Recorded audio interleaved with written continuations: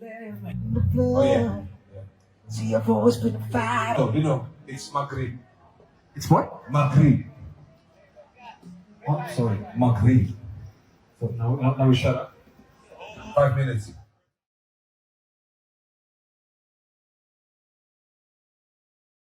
Viral di sosial media momen Ahmad Dhani menghentikan kegiatan cek sound seorang penyanyi internasional karena tengah berkumandangnya suara azan.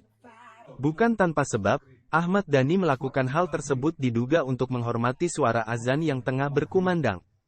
Video tersebut viral usai dibagikan oleh akun TikTok @musikperadaban.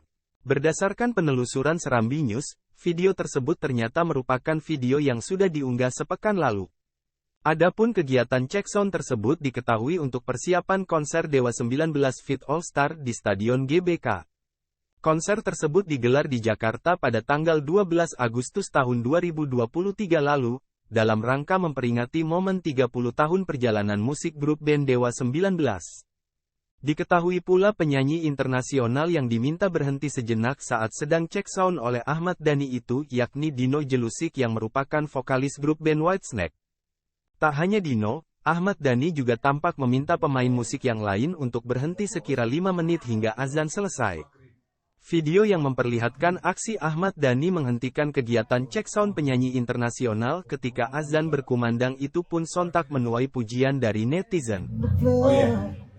See, I've always been a fighter. No, it's Maghrib. It's what? Maghrib.